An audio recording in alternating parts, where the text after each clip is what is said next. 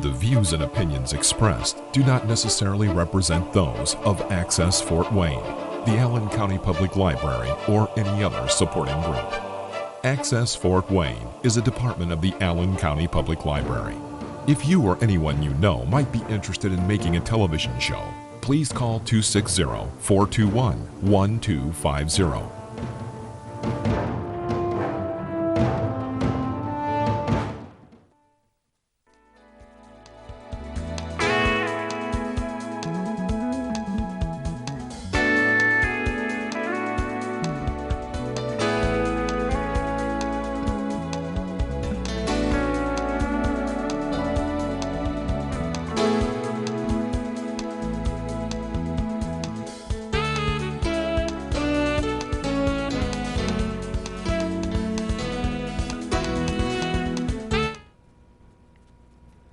Hi, Dr. Rudy Cashman. Welcome to our Mind, Body, Spirit show. I think you're going to find this show to be very interesting because the name of the show is Keto Brain.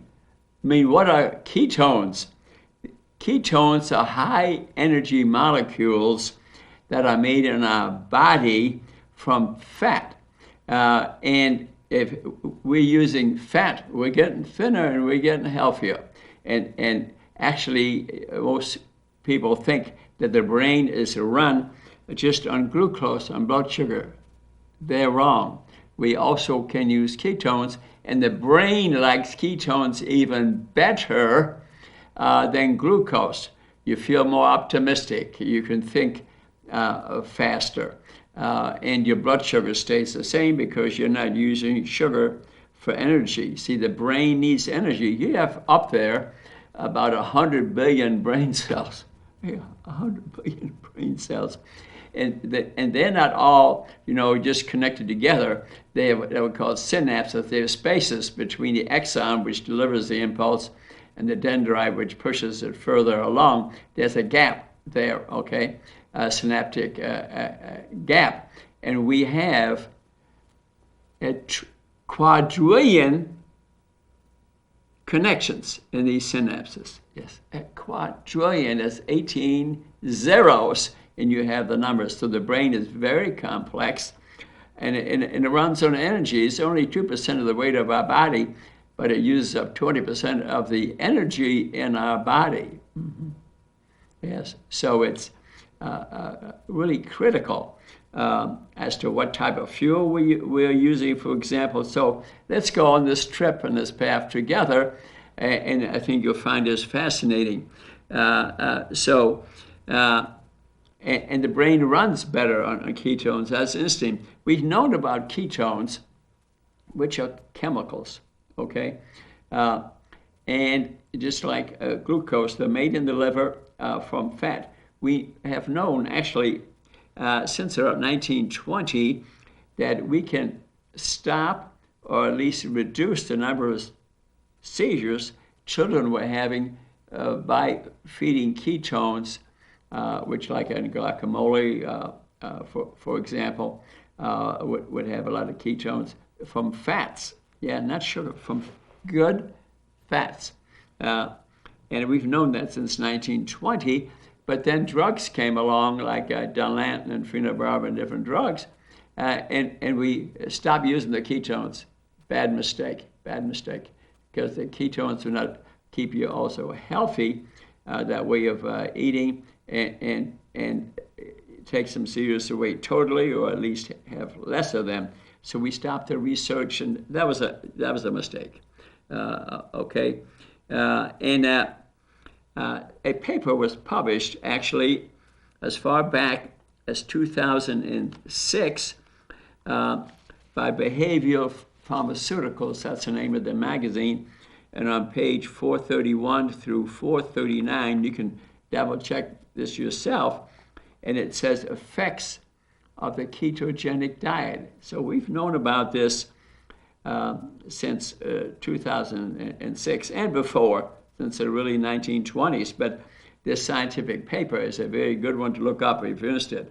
And the truth is that ketones can nourish the whole body and the whole brain The heart loves it for energy. The kidneys love it for energy. The pancreas loves it for energy, and especially the brain.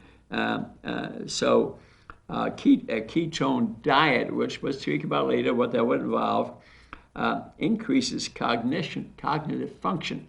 You can think better. Your memory is better. And it can fend off an age-related decline.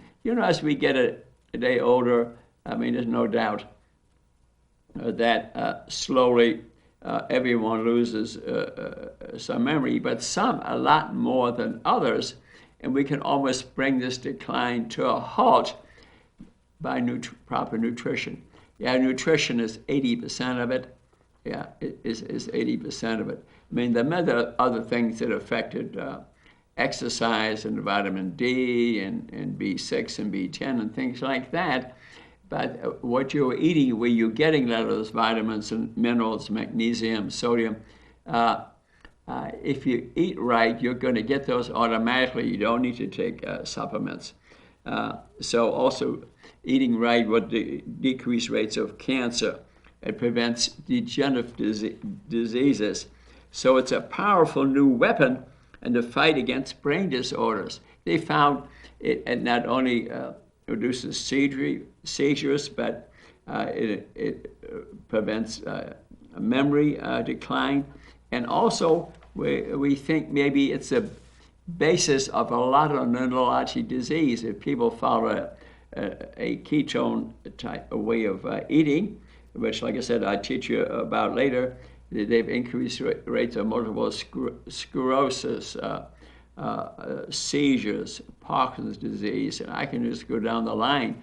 Anxiety, depression. It can improve all these things and always should be tried. So when you think about it, this has affected millions of people in the world. Millions of people in the world, okay? They think past age 65, 1 in 10 suffer from some memory loss, dementia, whatever you want to call it. Worldwide, hundreds of millions of people. When you think there's probably 1 billion type 2 diabetics in the world, they're all eligible for that. 80% of diabetics have some form of memory problems. That has been proven. We just kind of ignore it. But if we get rid of the diabetes, which you can do 90% of the time by following proper way of eating, ketogenic diet would do it, for example, dementia would go way down. That we don't take advantage of that is hard to figure. Instead, we're trying to peddle this drug by, I think, Biogen company, and the Food and Drug Administration is starting to maybe approve it in a few months, but a group of 12 people who work for the FDA reviewed it, and they felt 8 out of 12 felt the drug has no value. But I will tell you, that's their decision, not mine. But my decision is proper way of eating would 80% or so get rid of diabetes and your memory problems too. Do you think the government should be talking about it? They should be ashamed that they are not pushing this at you. But I am, and I'm proud of it.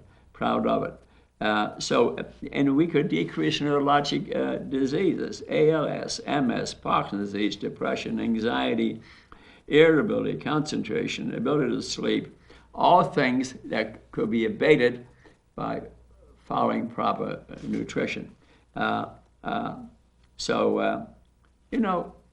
You ask some person getting older like myself, I'm 39 for the 46th time, add it up, okay? You might say, well, we have a little bit of a memory problem, and some might say our brain is, they have memory problems because their brain is full. Well, you wonder, it gets so much information in it.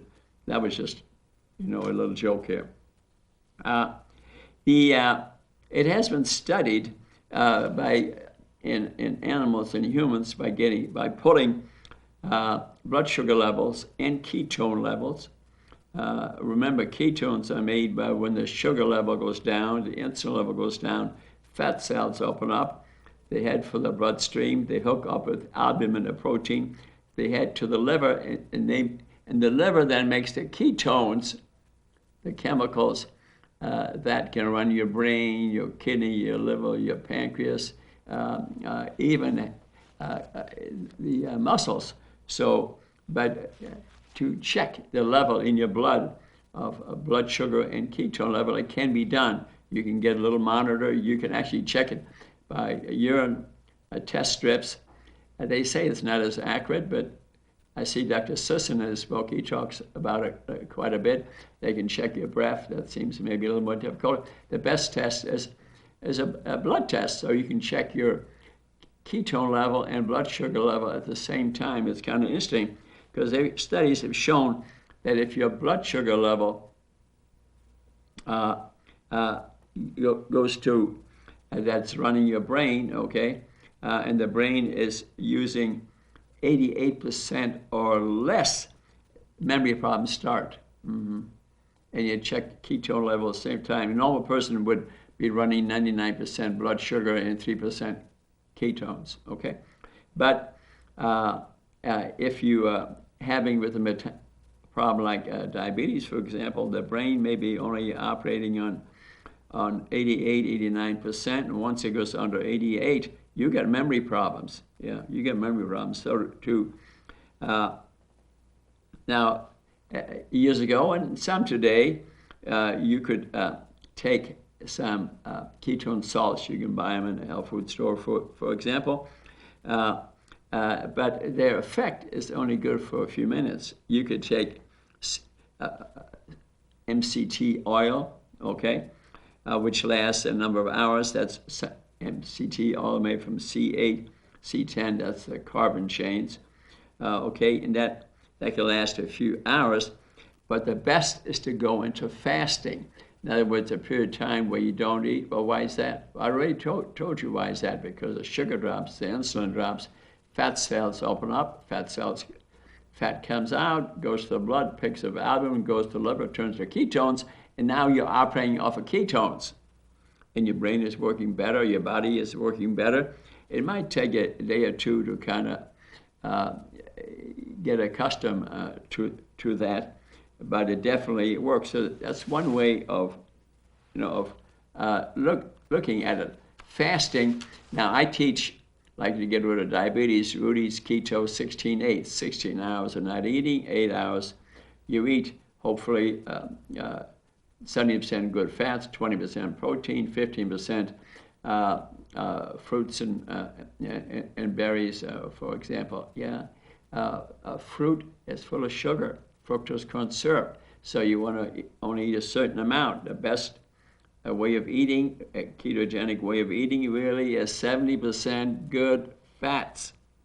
Good fats. So you need to learn what the good fats are. I don't want you to be eating bad fats because you'll be gaining weight. But if you eat 70% good fats, see, you get low sugar, low insulin, 20% protein. If you ate too much protein, like people who lift weights and things, and they're eating much more protein maybe than they should, taking supplements, the body decides how much protein it needs. Once it has the protein that it needs, you know what it does with the rest of the protein you're taking in your body, maybe as supplements, maybe as food? Converts it to sugar. Where are you going to gain weight? Ketone metabolism incidentally turns off the minute you start consuming things you should not be consuming, for example. Okay, so it's very interesting about the fasting. The Dr. B.O.Z., you can find her on YouTube. Oz isn't too bad either, but I say Dr. B.O.Z., a lady, doctor, internist. She has nice YouTube shows. They are really worth watching, and she explains this very well. She also has written a couple of books, which have not arrived in my mail yet. Should be there tomorrow. I was hoping today, so I could hold one up for you. I think she's really educating herself a bit about it, because she teaches the patients the ketogenic way of eating, preventing, she's getting rid of diabetes, getting rid of these chronic neurological diseases, preventing them too. I mean, it's a wonderful way.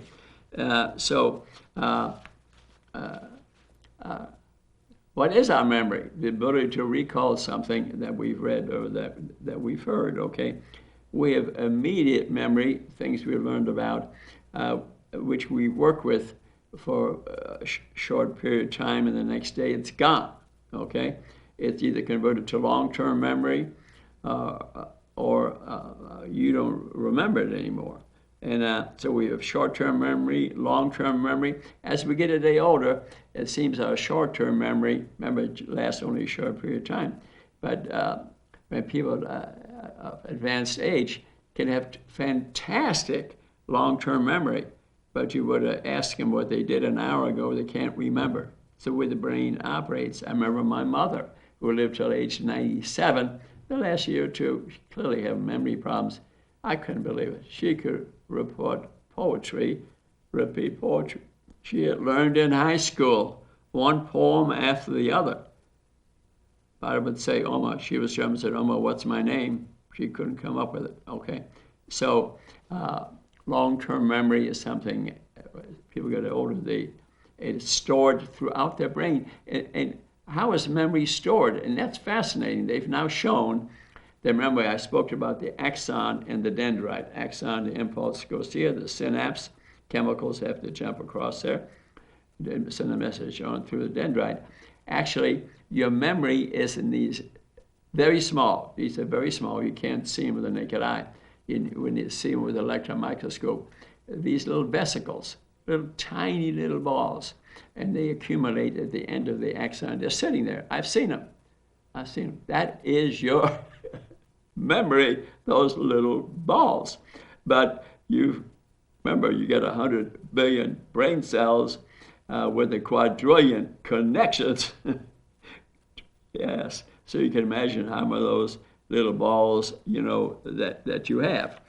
And they can demonstrate memory now a little bit by PET scans, and you can just guess what they use to demonstrate them is because the cells need energy, and they give them some, and they can hook a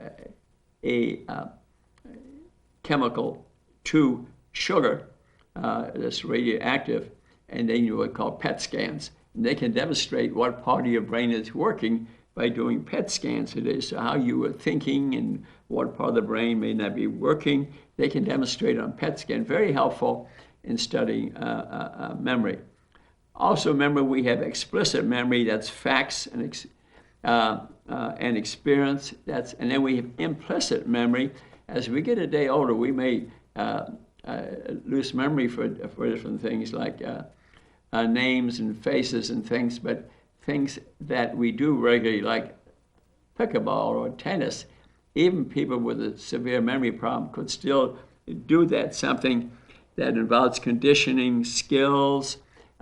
People maintain way into their advanced age. Remember, 39 for the 46th time, and I'm a good pickleball player. I'm a good piano player. All things I've been doing regularly, and it's not going away, although I might miss a word or two or your name or something because I'm not paying attention to it. So very interesting. But if you have no memory, you have no life, okay? Animals don't have much memory, okay? All they're interested in is sex, food, and living and staying alive. They don't, but some have better memory than others. It's kind of interesting. So I'm going to hold up a little book for you.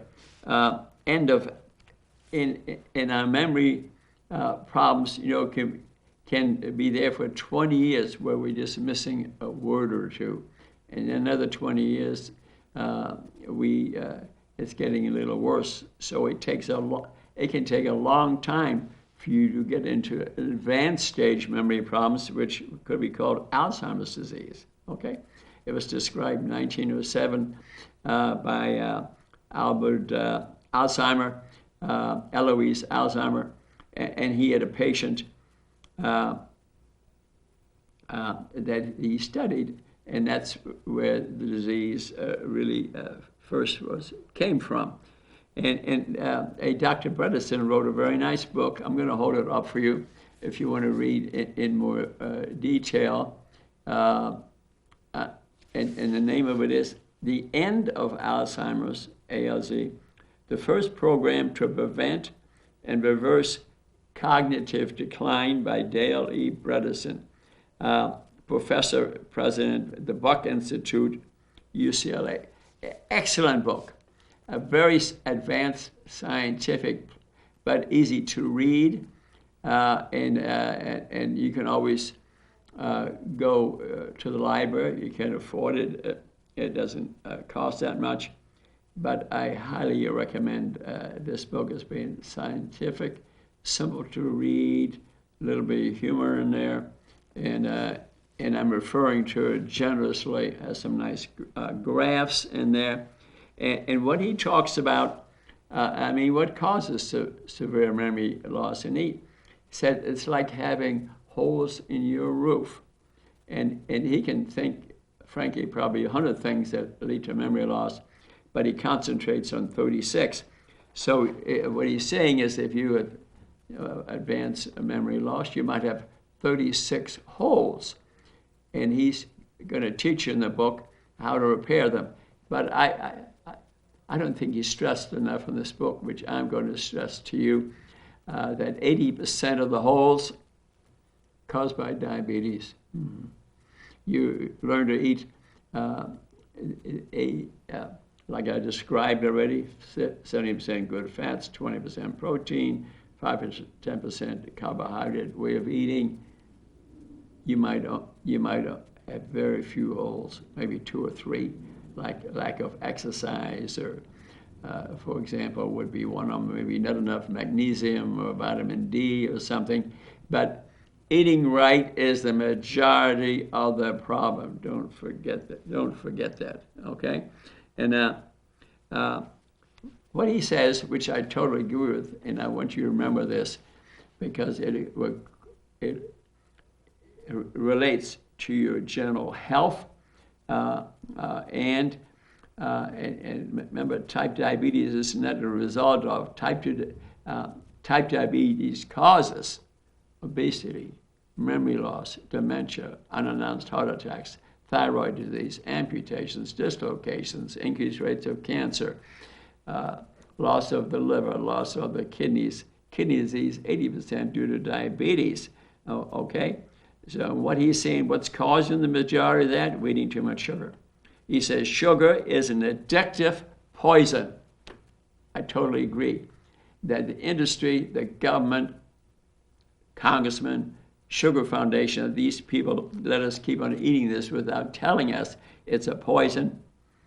It's criminal. It's criminal. Many people are dying, getting amputated, living in nursing homes because they have not been properly educated as to the problem with sugar. He even thinks, Dr. Bredesen thinks, it should be on a list of controlled substances, said so by Dale Bredesen. I totally agree. And I've been saying this for 15, 20 years now, because I'm learning too. But I'm adamant about it. TV, radio, books, speeches, consultations for free. I am adamant about it. I think medicine should lead the way. We, medical schools, don't even teach this. Medical schools, and part of the reason is they get bribed out a lot of money from these companies to pay for their magazines, and they get plenty of money from these companies, when the medical school should be leading the way. Because I even offered to give talks down there, and they said, well, once a year you can do it. I should be there once a week, because the majority of diseases that we are treating, the hospitals will be empty if people understood that sugary foods are very dangerous, okay? The body is not, listen to this, the body is not designed to process more than 15 grams of sugar per day, based on evolution, because thousands of years ago, there wasn't this much sugar. There was some in the plants. The plants ate to stay alive, okay? We ate some of the plants, but there wasn't much sugar. We were eating 2 or 3 pounds a year. 200 years ago, we ate 5 pounds of sugar a year. Now it's what, 150 to 250 pounds. Some people that are serious health problems, probably 300 pounds a year. Kings and queens, sugar was expensive, so the kings and queens could afford it. And you notice the pictures of some of them, no teeth. Some had black teeth. Look at Queen Elizabeth. She had no teeth. Yeah. Mm-hmm. Look at the pictures in detail. You can see it. So the body responds, if you eat more than 15 grams a day, that's so very little. That's the reason my food pyramid I told you about, 70% good fats, 20% protein, and there's some fruits and vegetables on top, but to eat mainly full fruit and vegetable diet, a vegetarian diet, for example, may not that be healthy. You'd be getting a lot of sugar. Mm-hmm. You'd be getting a lot of sugar. So look at your blood work. You know what your blood work is. And what happens when you eat too much sugar, the insulin level starts spiraling. Remember, insulin pushes sugar into the cell to give it energy, but to a limited amount is needed. And then the insulin, which is elevated, pushing the sugar into the brain, has to be degraded by an enzyme called EDE, insulin degrading enzyme. Well, it turns out there's a protein in the brain called amyloid, okay, which is used to clean out the spaces between the nerve cells. So the insulin DE enzyme has to clean the amyloid out, but it's so busy because we have elevated blood sugars from diabetes. It is so busy getting rid of the insulin, the IDE enzyme does none left to remove amyloid, the protein in the brain, and this protein starts increasing the amount. It gets sticky. It forms plaques. It forms plaques outside the cell. The nerve fibrillary tangles inside the cell and gums up our quadrillion of synapses and our 100 billion of cells are gummed up by the excessive sticky amyloid, and that's what causes memory loss, okay? So you're fasting insulin, when you get a getting blood work done, have them do a serum insulin. The fasting should be less than 4.5 in 2 hours. Run it like a glucose tolerance test. Fasting insulin, 1 hour, 2 hour. Fasting blood sugar, 1 hour, 2 hour. If you had these tests, many people today, maybe even overweight, but their blood sugars are normal. Well, they didn't run a serum insulin. And you say, I'm not diabetic. It's a lie. To me, you got to prove. So just even if you're overweight and we find your blood sugars are normal, that doesn't prove anything to me. We need to do a glucose tolerance test. That would be next. And if you're overweight and that's normal, that means nothing to me. You need serum insulin test, fasting 1 hour, 2 hour. Now, if that's negative, you're not diabetic. Okay, good news. You've had a good day. But you see my point? This is so important because you could get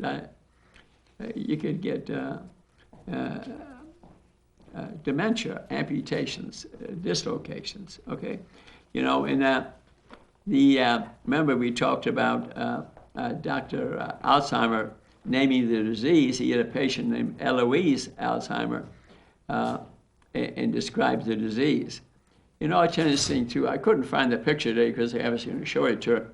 When Ronald Reagan was up president, a great president, when he was shot, there was a picture of his wife getting into a car with a bodyguard that's guarding her, and she had a big jar with her, big jar.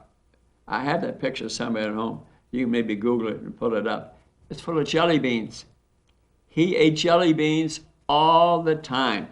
They were on his desk in his office. You came to his office, he always hands you 2 jelly beans. Yes, I know people. There was a young boy that was there. One of the Pizza Hut guys was there, and he handed him 2 jelly beans. He was maybe addicted to the sugar in them. It's possible.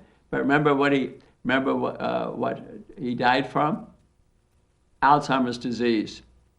Does that prove the jelly bean caused it? No, but boy, it's on the list. And of course, that's something that wasn't that well known then, okay? But I sure know it now, and that picture is so dramatic that I do wonder if he hadn't been eating those jelly beans, he wouldn't have had the Alzheimer's disease. It's a possibility, okay? It's a possibility. Okay, when people are 85 and over, about 30-40% have a moderate amount of memory loss, especially the ones, with diabetes, and they didn't fix any of those 36 holes, remember we spoke about, which proper eating would be 80-90% of it, but they also may have some mineral problems, not enough magnesium, for example, or they may not exercise enough. So I figure we're missing about 30% of the diabetics undiagnosed, okay, which is, of course, a bad mistake. And most of them are going to get dementia besides the ones that are already a known diabetic. And what's interesting, the books that we doctors and scientists wrote, 1958, 1962, diseases of the nervous system, we didn't even mention Alzheimer's disease. It wasn't even mentioned, okay? And he described it, as far as back as 1906. And remember I said other diseases may be caused because there's not enough energy available to run their nervous system, to form these little vesicles that are your memory, like in Pick's disease. Cigarette smoking results in memory loss. Marijuana smoking can lead to memory loss, especially in children. They have found, studying children, and there are many books written on this, by Bennett is one of them, and I've given talks on that before, is that children who smoke marijuana regular, their memory is decreased from being intelligent to average to slow to very slow. That's been proven, and it's in the medical literature.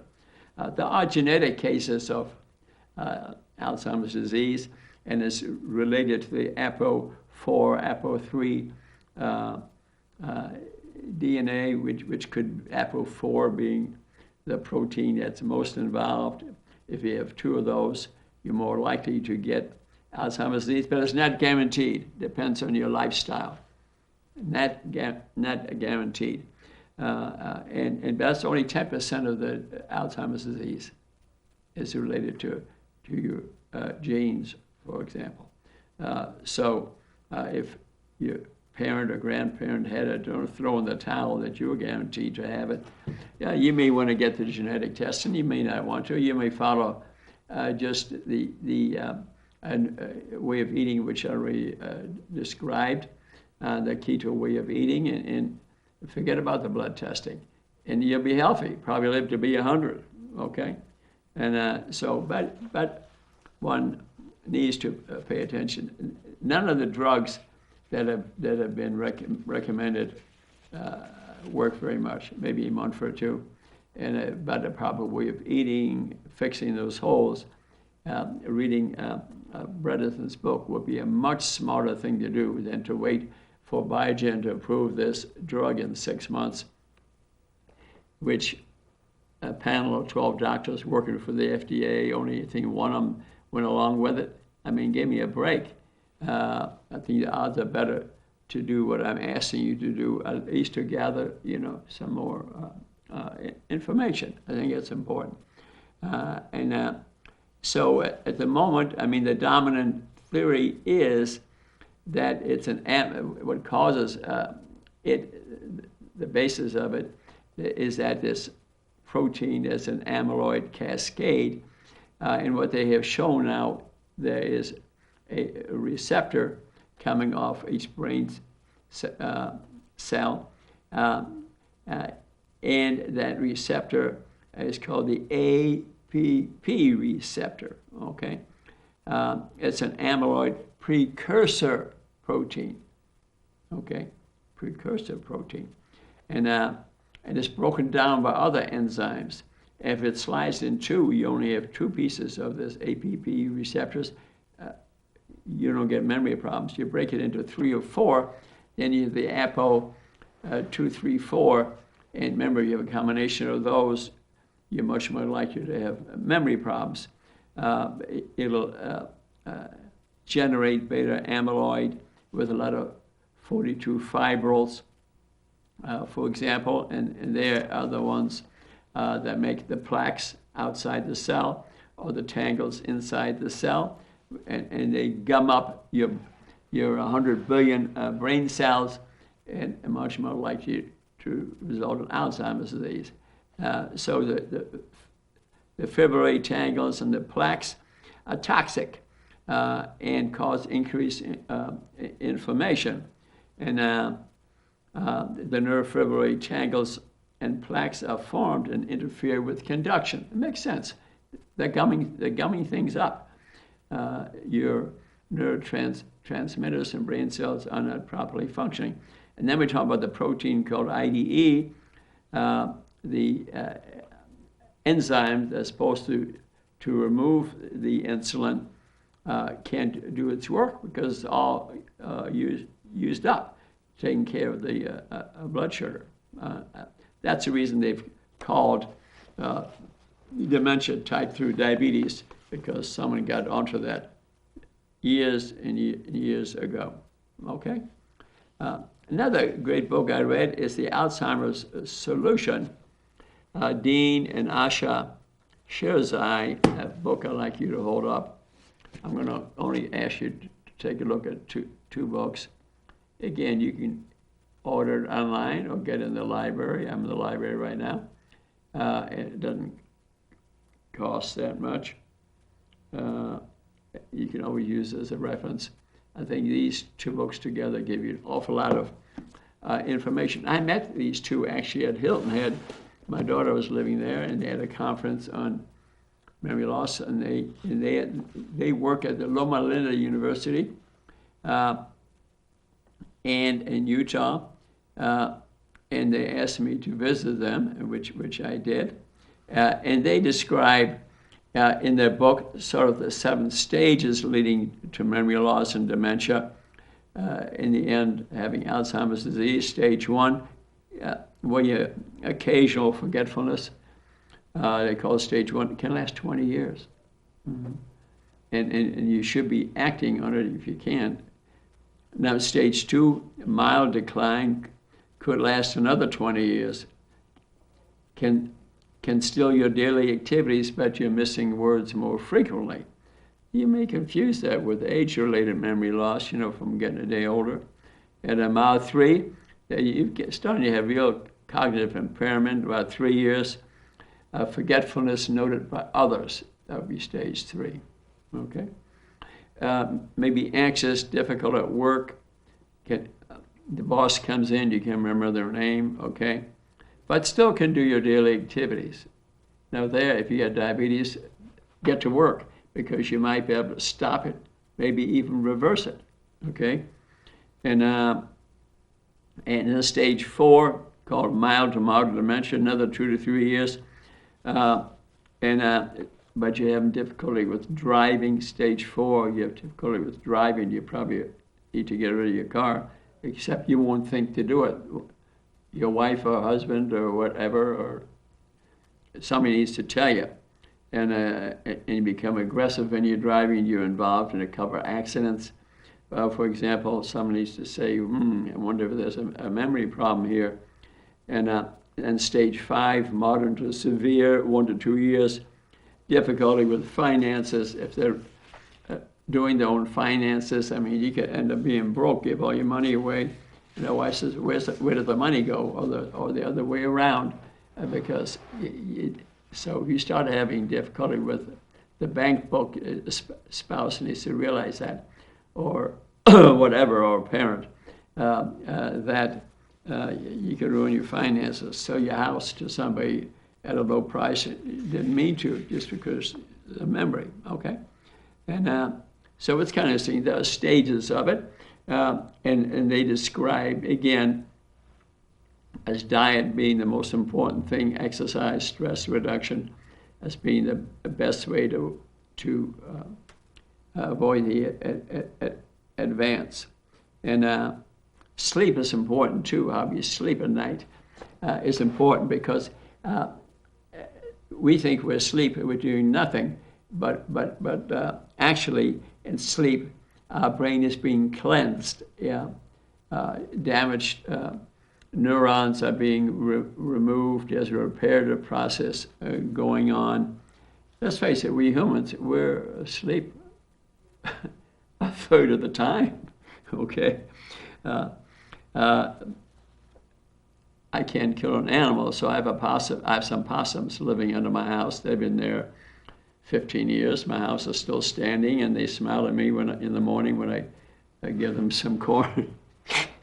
Even the little children there were there this morning with their arms on their chest, showing me their teeth, giving me the smile. But when they see my wife, they run.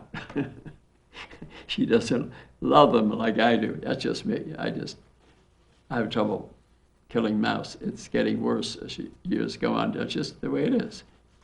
And but animals sleep. My possum sleeps about 18 hours. Mm-hmm. Birds sleep less. So our brain is cleansing itself, clearing itself. Cells are dying and leaving apoptosis and consolidating. Actually, what's so different stages of sleep that we have, we go through, stage 1 where sleep is for a few minutes, and stage 2, maybe 20, 25 minutes, and our heart rate drops, our temperature goes down. Stage 3, our brain waves, if we were to run a brain wave on us, we have slow waves. They'd be much slower. Amyloid is cleared out. Norepinephrine, cortisol, adrenaline, growth hormone all go down. And then we go into REM sleep, where it speeds up again a little bit, and then it goes back down a little bit, and then we have 4 or 6 cycles like this every night. Yes. So when you're asleep, you're not truly asleep. There's activity going on, and sleep is very important. And we call it circadian rhythm. Like when we get up in the morning, we don't seem to be very hungry because the steroids have increased. They know we're waking up. And with that, some sugar is being released. Maybe some ketones are being released because you've been fasting. Could be ketones are being released, and you're not hungry. So don't eat. Don't eat. Delay your eating. That's the reason why I speak about Rudy's ketone 16-8. If you ate at 6 and can maybe eat at 10, you've been 16 hours now, and you're in keto metabolism. Very good for the brain. Fat cells are being emptied. Very healthy. So eat a large, good breakfast of good fats, maybe a little bit of protein, maybe a touch of fruit, just like we spoke about the pyramid. You're going to have a great day of thinking quickly, being optimistic. The depression goes away. So when I speak about keto way of eating, let's talk about that a little bit. I've found this magazine, which is just the best, and the No Hunger Diet. The No Hunger Diet. This something that you could order online, and it is just excellent. Very simple to read, but it covers the whole subject. Complete Guide to Keto, publisher Ben Harris, Sebastian Raatz, by Centennial Media, Centennial Media. I would order this. Very simple to read, but it covers the subject. Even shows you recipes, and if you don't want to read any of the other stuff, I highly suggest this. And the reason he says there's no hunger is because ketones don't cause a rise in blood sugar. Your blood sugar in ketone metabolism is like this. No message is being sent to the brain, I'm hungry. A keto diet is a no hunger diet. Appetite goes away. You see, your appetite is a combination of sugar and hormones and the hypothalamus and the adrenal glands. All of these hormones all speak to each other to decide whether you're hungry or not. So keto nutrition is excellent. It is excellent. Just to be vegetarian or vegan or something, I looked this over. I didn't say the way you should eat, but I know all the science. I think we've reached a point on all you can eat, okay? And if you can stretch it out like 16-8, like I said, 16 hours of fasting, 8 hours of eating the keto way. But you know, there's a Dr. Sesson who published a book, and I've read it a couple of times, and I wonder if you get a point. If you do this, what would be called intermittent fasting, not missing days or weeks, just spread it out these hours, that you almost don't have to select the food. At least I would say if you have a keto breakfast, the other meal is almost irrelevant. Mm-hmm. And you're going to lose weight and be healthy, and your disease go away, you're going to have good memory.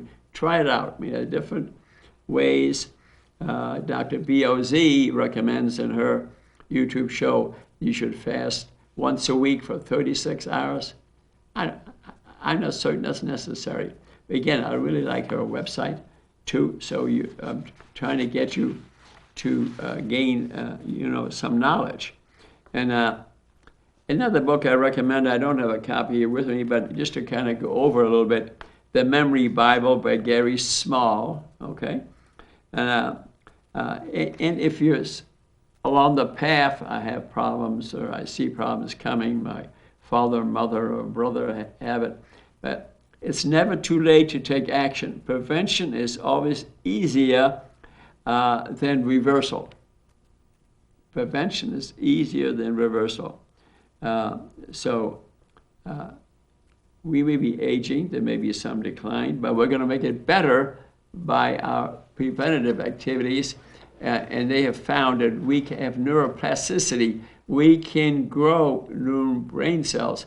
The path to getting a day older is not just brain cells dying. We can actually increase the number. We can increase the number of these little vesicles that are in your synapses, so you have better memory. Yeah. I mean, I've known people who made it to 100. It's perfectly normal memory, okay? And and what is memory? I told you already, it's encoded, stored in little minuscule, round-like little balls at the synapse level. I've seen them on the electron microscope. They are for real. Very interesting. So each neuron, 100 billion, don't believe this, has 10,000 to 100,000 connections, synapses. You can see how complex that is up there. A quadrillion connections, 18 zeros and a 1. Okay? So, how does memory work? With a sensation, could be hearing, could be seeing, could be saying, and it goes to immediate memory. That's the hippocampus, the medial part of the temporal lobe, and is converted to short-term memory enough that you can do things with it, and then it's either converted to long-term memory or it's gone. Okay? In long-term memory, we can have recall. Okay? But some of us, as we're getting today on, middle age, start having a few problems. Like even, I noticed, I try to let other people not realize it, but we may forget important dates or where things are in the house, where the keys, dear. I noticed I now put it on the same hook every day. That's a good idea. This hook, so it gets to be a habit, it's automatic. All keys belong in this hook. My wallet belongs so-and-so place. That's a good habit. And meeting appointments, important appointments, like when I'm going to the dentist or this, that, and the other, we have a board on the refrigerator. That works real good. A new refrigerator and a new board. And so age-related memory loss, people, 40% in the 50s have a little bit, 50% in the 60s, 70% in the 70s, okay? But again, people who have metabolic diseases like diabetes, much more common. So eventually you may have mild cognitive impairment. The curve is kind of like this, and we get in our 80s and our 90s, it may get worse. But with Zovos, they have found people who are educated, and that even sure has to do with education. It may be that people who are educated have less memory loss, but it may be actually as a result of they don't drink as much, maybe they don't smoke as much, maybe they don't go to accidents that much, I don't know. But as even the educated become in their 70s, 80s, and 90s, the advantage to being educated goes away. So then they start getting the rate of dementia that other people have. People tend to get Alzheimer's, diabetes more common as they get older.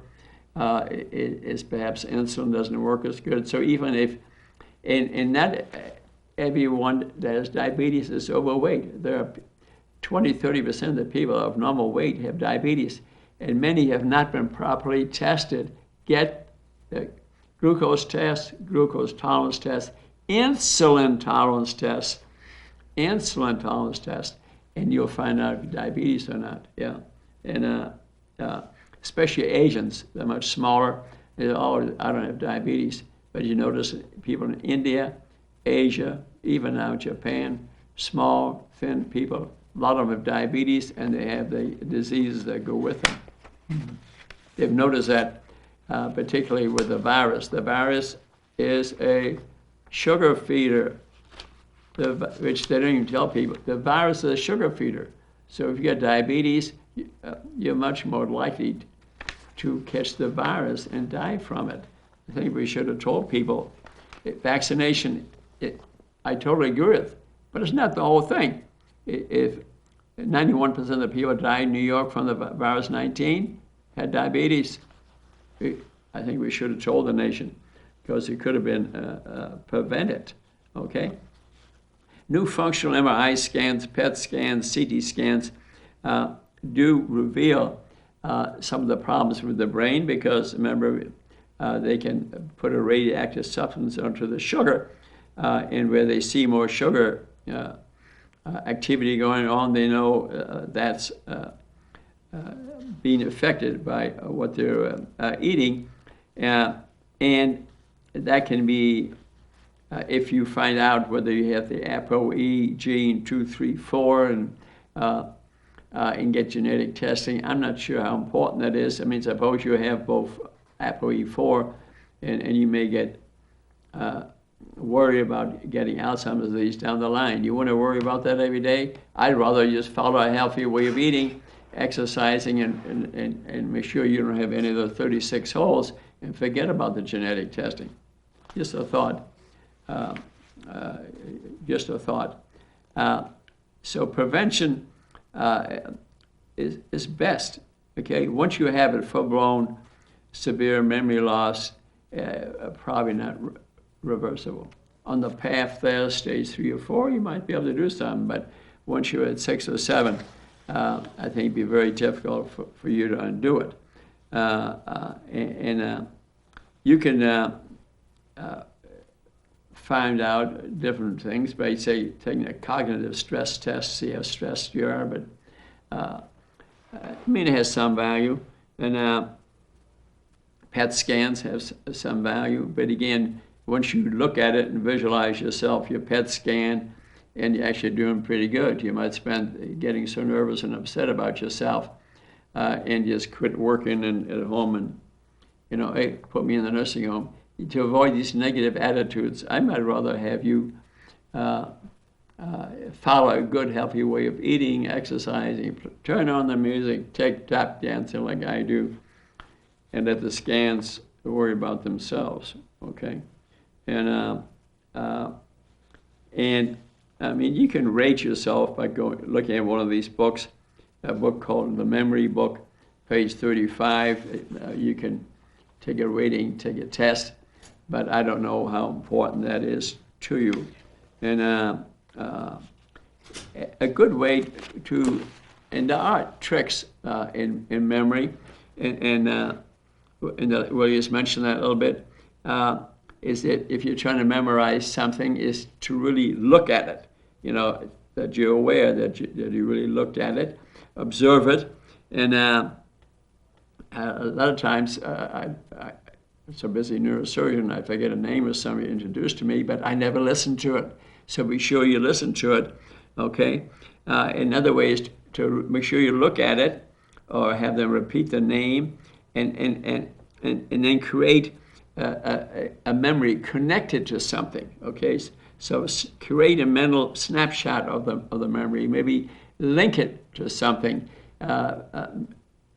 People with excellent memories back in Roman times, they were the government people, the church people. They had unbelievable memories. They could memorize their whole speech, but they hooked their memories to, like in their house. As you walked in, they hung a memory under every piece of furniture. And so if they gave a long 1-hour speech without able to read anything, look at anything, no PowerPoint, they called it the Roman room. And so there are methods of learning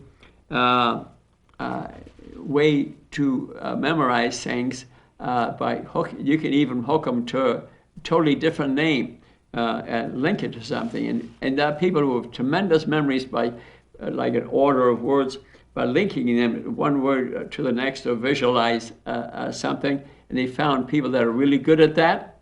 Some of them have a lousy memory. They just learned the method, a system.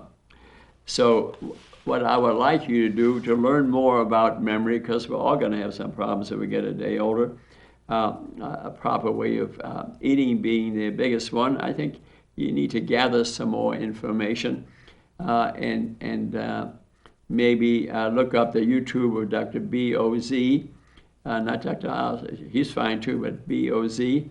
She'd teach you more about it, maybe learn the link, snap, connect system, which I use now when I hear names. And I visualize something unusual, really unusual.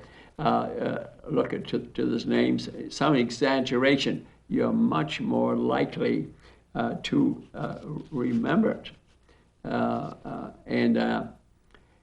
So look at, this show will be on YouTube and maybe review it a couple of times.